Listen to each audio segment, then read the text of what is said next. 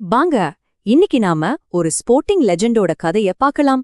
ஆனா இவர் ஒரு கிரிக்கெட்டர் ஆகணும்னு கனவுல கூட நினைச்சதில்ல. அவரோட பயணம் அது ரொம்பவே எதிர்பாராத ஒரு இடத்துல இருந்து ஆரம்பிச்சது. எல்லாமே இந்த ஒரு கேள்வியில தான் ஆரம்பிச்சது. சுவாரஸ்யம் என்னன்னா, இந்த கேள்வி கிரிக்கெட்டே ஆடாத ஒரு பையனை பார்த்து கேட்கப்பட்டது. ஆமாங்க, இது வேற யாரும் இல்ல, நம்ம மகேந்திர சிங் தோனியோட கதைதான். ஒரு ஃபுட்பால் கிரவுண்ட்ல இருந்து எப்படி அவர் உலகத்தோட மிகப்பெரிய கிரிக்கெட் ஸ்டேஜுக்கு போனாருன்னு பார்க்கலாம் வாங்க. சரி, இப்ப அவரோட பயணம் எப்படி ஆரம்பிச்சதுன்னு பார்க்கலாம். இது ஏதோ சின்ன வயசுல இருந்தே இருந்த கனவெல்லாம் இல்ல, முழுக்க முழுக்க ஒரு தற்செயலான கண்டுபிடிப்பு தான்.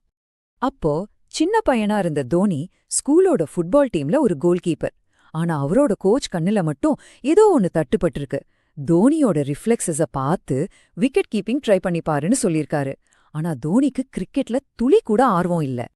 இப்பதான் கதையில ஒரு முக்கியமான ட்விஸ்ட். அவரோட அப்பா ஒரு பம்ப் ஆபரேட்டர். அவருக்கு இந்த ஸ்போர்ட்ஸ்லாம் ஒரு ரிஸ்கான விஷயம். பையனுக்கு ஒரு நிரந்தரமான அரசாங்க வேலை தான் முக்கியம்னு நினைச்சாரு. அப்பாவோட தயக்கத்தோடு தான் பெர்மிஷன் கிடைச்சது. ஸ்கூல், படிப்பு, அது போக டெய்லி 2 மணி நேரம் கிரிக்கெட் பிராக்டிஸ், இதுதான் தோனியோட புது லைஃபா மாறுச்சு. ஆனா ஒரே ஒரு கண்டிஷன், படிப்புல மார்க் குறையவே கூடாது. ஆனா பாருங்க, புகழுக்கான பாதை எப்பவுமே நேரா இருக்காது. அது முதல்ல அவரோட கனவையே கிட்டத்தட்ட கொன்னுடுற ஒரு இடத்துக்கு தான் அவரை கூட்டிட்டு போச்சு. இந்த இடத்துல தான் அவரோட மனசுக்குள்ள ஒரு பெரிய போராட்டம். ஒரு பக்கம் அப்பா ஆசைப்பட்ட மாதிரி ஒரு நிரந்தரமான ரயில்வே வேலை, இன்னொரு பக்கம் ஜெயிக்கிறதுக்கு எந்த கேரண்டியும் இல்லாத கிரிக்கெட் கனவு. எதை செலக்ட் பண்றது? நாள்தோறும் அவரோட வாழ்க்கை எப்படி இருந்துச்சு தெரியுமா? ரயில் டிக்கெட்டு செக் பண்றது, ட்ரெயின் டைமிங்ஸை பார்க்கறது, இதேதான். 8013 அப், 8029 டவுன்னு ட்ரெயினுகளுக்கு நடுவுல சிக்கிக்கிட்டு கிரிக்கெட் ஆடாமலே தோத்துட்டு இருக்கோமோன்னு அவருக்கு தோண ஆரம்பிச்சுது. கடைசியா அவரால முடியல. அவரோட மேனேஜர்கிட்டயே சொல்லிட்டாரு, சார், நான் ஒரு கிரிக்கெட்டர், ஆனா இங்க காரக்பூர்ல ஒரு டிசியா வேலை பார்த்துட்டு இருக்கேன், வெளியாடாமலே நான் கேம விட்டு வெளியே போயிட்டு இருக்கேன்னு தன் மன அழுத்தத்தை குட்டியிருக்காரு. அடுத்தடுத்து வந்த ஏமாற்றங்கள், விரக்திகள், இதெல்லாம் தான் அவரோட வாழ்க்கையில ஒரு மிகப்பெரிய முடிவை எடுக்க வச்சது. ஏதோ யூனிவர்ஸே அவருக்கு சிக்னல் கொடுக்கற மாதிரி இருந்துச்சு. U19 வேர்ல்ட் கப்லயே செலக்ட் ஆக முடியல. துலீப் டிராஃபிக்கு செலக்ட் ஆன லெட்டர் டைமுக்கு வரல. கடைசியா ஃப்ரெண்ட்ஸ் கார் அரேஞ்ச் பண்ணி கூட்டிட்டு போறதுக்குள்ள டீம் ஃபிளைட் மிஸ் பண்ணிட்டாரு. பாருங்க எவ்ளோ பின்னடைவுகள். 3 வருஷம் இதுக்கு மேல பொறுக்க முடியாதுன்னு ஒரு முடிவுக்கு வந்தாரு. அந்த பாதுகாப்பான ரயில்வே வேலைய விட்டுட்டாரு. ஆமா, ரிசைன் பண்ணிட்டாரு. அப்பா கிட்ட நான் வேலைய விட்டுட்டேன், என் கனவுக்கு ஒரே ஒரு கடைசி சான்ஸ் கொடுக்க போறேன்னு சொல்லிட்டாரு. இப்போ எல்லாமே ஒரு பெரிய ரிஸ்க் தான். ஆனா தோனி தன்னோட முழு திறமையும் காட்டினாரு. அவரோட மிகப்பெரிய வெற்றிகள் எல்லாம் வந்தப்போ கூடவே ஒரு மிகப்பெரிய தனிப்பட்ட இழப்பும் வந்துச்சு. தோனி களத்துக்குள்ள வந்தப்போ அவரோட பேட்டிங் ஸ்டைல் ரொம்பவே வித்தியாசமா இருந்துச்சு. கிரிக்கெட் கோச்சிங் புத்தகத்துல இருக்கிற எந்த ரூல்ஸையும் அது ஃபாலோ பண்ணல. ஆனா ரிசல்ட் மட்டும் எப்பவும் பட்டை கலப்போம். அவரோட அந்த ஸ்டைல் தான் அவரோட அடையாளமா மாறுச்சு. கிரிக்கெட்டோட பைபிள்னு சொல்லப்படுற விஸ்டன் பத்திரிகை தோனியோட ஒரு ஆட்டத்தை எப்படி வர்ணிச்சது தெரியுமா? கட்டுப்பாடற்றது, ஆனா கொஞ்சம் கூட முரட்டுத்தனமானது இல்லைன்னு சொன்னாங்க. உலகத்தையே திரும்பி பார்க்க வச்ச அந்த இன்னிங்ஸ்க்கு கிடைச்ச மிகப்பெரிய பாராட்டு இது. இன்டர்நேஷனல் கிரிக்கெட்ல தன்னோட வருகைய ரொம்பவே ஸ்டைலா அறிவிச்சாரு. பாகிஸ்தானுக்கு எதிரா ஒரு மேட்ச்ல 148 ரன்கள். அடங்கப்பா, மொத்த கிரிக்கெட் உலகமும் அவரை திரும்பி பார்த்துச்சு. அதோட நிக்கல, அடுத்து ஸ்ரீலங்காவுக்கு எதிரா ஒரு அற்புதமான ஆட்டம். 183 நாட் அவுட். அன்னைக்குதான் இந்தியன் டீம்ல தனக்கு ஒரு நிரந்தர இடம் இருக்குன்னு உறுதி செஞ்சாரு. இப்படி ஒரு பக்கம் புகழ் ஏறிக்கிட்டே இருந்துச்சு. அந்த நேரத்துல தான் பிரியங்காவை சந்திச்சாரு. ஆனா அவர் ஒரு டூர்ல இருந்தப்போ ஒரு கோரமான விபத்துல பிரியங்கா இறந்துட்டாங்க. நினைச்சு கூட பார்க்க முடியாத ஒரு சோகம். அவரோட அதிரடி பேட்டிங் வெறும் ஆரம்பம்தான். ஒரு கேப்டனா அவர் பொறுப்பேற்றதுக்கு அப்புறம் தான் இந்திய கிரிக்கெட்டோட ஒரு புதிய சகாப்தமே தொடங்குச்சு. அதுதான் கேப்டன் கூல் சகாப்தம்.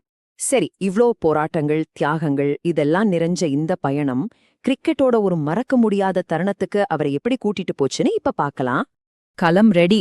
வருஷம் 2011 வேர்ல்ட் கப் ஃபைனல். 275 ரன் சேசிங்ல இந்தியா 114 ரன்னுக்கு 3 விக்கெட் இழந்து தடுமாறிட்டு இருக்கு. மொத்த தேசத்தோட நம்பிக்கையும் அந்த ஒரு மேட்ச்ல தான். அப்பதான் அது நடந்துச்சு. தன்னோட இன்ஸ்டிங்க்ட் கேட்டு ஒரு கேப்டனா அதிரடி முடிவெடுத்தாரு தோனி. நல்ல ஃபார்ம்ல இருந்த யுவராஜ் சிங்குக்கு முன்னாடி அவரே பேட்டிங் ஆர்டர்ல முன்னாடி போனாரு. கோச் கேரி கிஸ்டன் கிட்ட முரளி பவுலிங் போடுறாரு, அதனால நான் தான் போகணும்னு சொல்லிட்டு உள்ள போனாரு. இந்த ஒரு முடிவுல தான் அவரோட ஜீனியஸ் இருக்கு. டெண்டுல்கர் சேவ் ஆகின பெரிய விக்கெட்லாம் போயிடுச்சு. அந்த சமயத்துல கேப்டனா அந்த பிரஷரை தன்னோட தோல்ல எடுத்துக்கிட்டாரு. இலங்கையோட முக்கிய பவுலரை சமாளிச்சு ஒரு மேட்ச் வின்னிங் பார்ட்னர்ஷிப் போட்டாரு. கடைசி வரைக்கும் நின்னு இந்தியாவை வெற்றி பாதைக்கு கூட்டிட்டு போனாரு. கடைசியா 4 ரன் தேவை.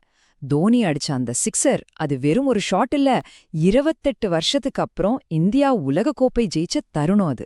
ஒரு சின்ன ஊரு, ரயில்வே பிளாட்ஃபார்ம்ல இருந்து ஆரம்பிச்ச ஒருத்தரோட பயணம் உலக கிரிக்கெட்டோட உச்சத்தை தொட்ட கதை அது. அவரோட கேப்டன்சி கீழ இந்திய அணி தொட முடியாத உயரத்துக்கு போச்சு. முதல்ல 2007 T20 உலகக்கோப்பை, அப்புறம் 28 வருஷ கனவான 2011 ஒருநாள் உலகக்கோப்பை, கடைசியா 2013 சாம்பியன்ஸ் டிராஃபி, இப்படி எல்லா முக்கிய ஐசிசி கோப்பைகளையும் கைப்பற்றி சரித்திரம் படைச்சாரு. இந்த எண்ணையை பாருங்க, 332. இதுதான் தோனி இந்திய அணிக்கு கேப்டனா தலைமை தாங்கின சர்வதேச போட்டிகளோட எண்ணிக்கை. உலக கிரிக்கெட் வரலாற்றிலேயே வேறு எந்த கேப்டனும் இத்தனை போட்டிகளுக்கு தலைமை தாங்கினதில்ல. இதுவே அவரோட தலைமை பண்புக்கு ஒரு பெரிய சாட்சி. அவரோட வெற்றிங்கிறது ஏதோ ஒரு ஃபார்மேட்ல மட்டும் இல்ல.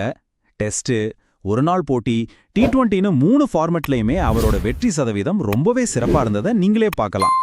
இதுதான் ஒரு கம்ப்ளீட் கேப்டனுக்கான அடையாளம்.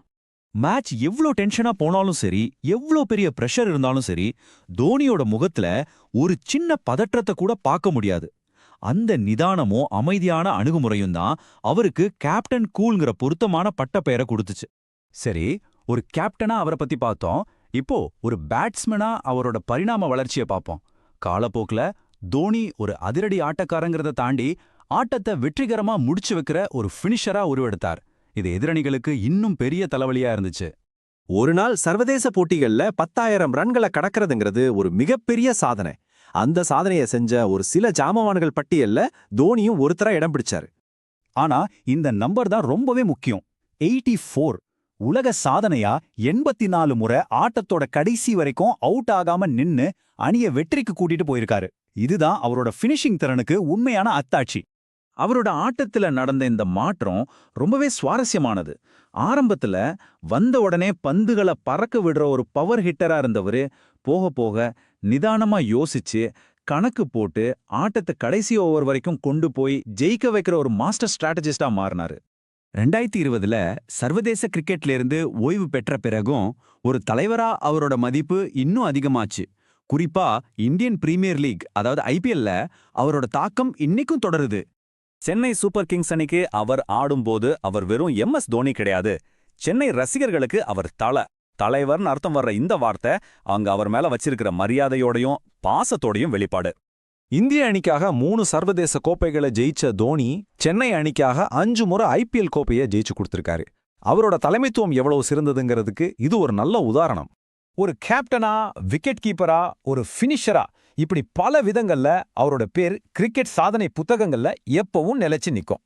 தோனியோட தாக்கம் எவ்வளவு பெருசுங்கிறதுக்கு இதுதான் உச்சக்கட்ட உதாரணம். இந்தியா கிரிக்கெட்டுக்கு அவர் செஞ்ச பங்களிப்பை பாராட்டுற விதமா அவரோட புகழ்பெற்ற நம்பர் 7 ஜெர்சிக்கு ஓய்வு கொடுக்கப்பட்டது. இது கிரிக்கெட் உலகத்தோட உண்மையான லெஜண்ட்களுக்கு மட்டுமே கிடைக்கிற ஒரு மிகப்பெரிய மரியாதை. அதனால சின்ன ஊர்ல இருந்து வந்து வேர்ல்டு கப் ஹீரோவா மாறின தோனியோட இந்த அசாத்தியமான கதையை நம்ம பார்க்கும்போது நம்ம மனசுல ஒரே ஒரு கேள்விதான் வருது. நம்ம கனவை துரத்தாம இருக்கிறது தான் வாழ்க்கையில நாம எடுக்கிற மிகப்பெரிய ரிஸ்கா? பொதுவா ஒருத்தரை நம்ம லெஜண்ட்னு சொல்றோம்னா அதுக்கு என்ன காரணம்? அவங்க சாதனைகளை முறியடிக்கிறதாலா, இல்ல கோப்பைகளை ஜெயிக்கிறதாலா, இல்ல இது எல்லாத்தையும் தாண்டி வேற ஏதாச்சும் இருக்கா? கடைசியா இந்த ஒரு கேள்வியோட முடிச்சுக்கலாம். களத்துல எத்தனையோ போட்டிகளையும் கோப்பைகளையும் ஜெயிச்ச ஒருத்தருக்கு உலகத்துல இருக்கிற கோடிக்கணக்கான ரசிகர்களோட இதயங்களை ஜெயிக்கிறது தானே உண்மையான மிகப்பெரிய வெற்றியா இருக்க முடியும். நீங்க என்ன நினைக்கிறீங்க?